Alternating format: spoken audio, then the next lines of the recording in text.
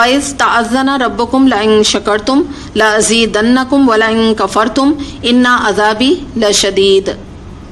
اور یاد رکھو تمہارے رب نے خبردار کر دیا تھا کہ اگر تم شکر گزار بنو گے تو میں تمہیں اور زیادہ نوازوں گا، اور اگر کفران نعمت کرو گے تو میری سزا بہت سخت ہے. اب یہاں پر ہم ایک رول دیکھ رہے ہیں، بہت امپورٹنٹ رول ہے. وہ یہ ہے کہ اللہ تعالیٰ فرما رہے ہیں کہ اگر تم میرا شکر ادا کرو گے اور تم شکایتیں نہیں کرو گے. اب پچھلی آیت سے آپ کنیکٹ کر لیجئے نا، ابھی ہم نے پڑھا نا صابر اور شکر کرنے والے کے بارے میں پڑھا. تو اس کوالٹی کے ساتھ اگر اللہ تعالیٰ فرما رہے ہیں کہ تم میرے شکر گزار بندے بنو گے تو تمہیں میں ایک انعام دوں گا. وہ کیا انعام ہوگا؟ کہ میں تمہیں مزید نعمتوں سے نوازوں گا، مزید تمہیں نعمتیں دوں گا.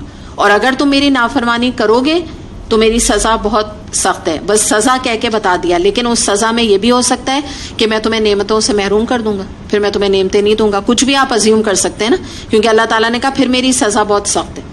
تو آپ یہ سمجھیں کہ یہاں پہ رک کے ہمیں دیکھنے کی ضرورت ہے کہ یہ جو ایٹیٹیوڈ ہے نا ہمارا ناشکری کا، یہ بہت ہی نیگیٹو چیز ہے. اس میں آپ سب سے پہلے میں سورہ نحل آیت نمبر 18 آپ کے سامنے رکھتی ہوں کہ اللہ تعالیٰ فرماتے ہیں کہ اگر تم اللہ کی نعمتوں کو گننا چاہو تو تم گن نہیں سکتے. حقیقت یہ ہے کہ وہ بڑا ہی درگزر کرنے والا اور رحیم ہے. سورہ نحل آیت نمبر 18 کہ بتایا جا رہا ہے کہ تم اپنی نعمتوں کو ذرا گننا تو شروع کرو نا. تمہیں شکرانہ نہیں آتا، تم کفران نعمت کرتے ہو. اچھا میں ایک بات بتا دوں کہ ناشکری کرنا دراصل، یہ مٹا دوں، اللہ کی ناشکری کرنا اس کو کیا کہتے ہیں؟ کفران نعمت.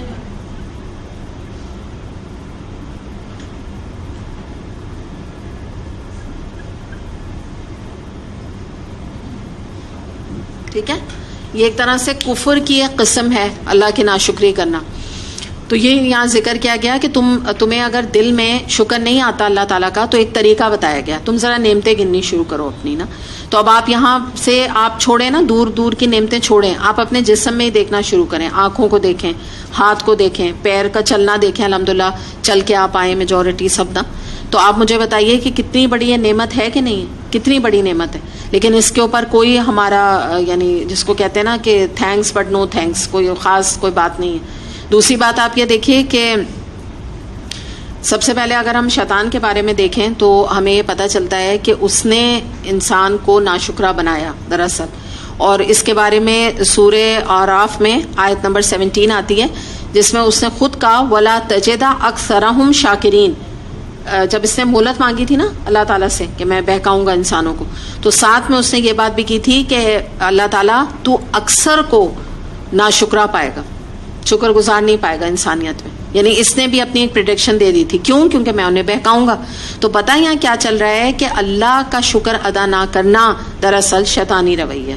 یہ شیطان ہمیں سکھاتا ہے. اس نے اللہ تعالیٰ کو یہ چیلنج دیا تھا کہ دیکھیں نا، اور بھی تو کوئی بات کہہ سکتا تھا نا کہ تم اللہ تعالیٰ آپ میجورٹی کو یہ پائیں گے، وہ یہ کام کریں گے، فلاں فلاں چیزیں کہہ سکتا تھا.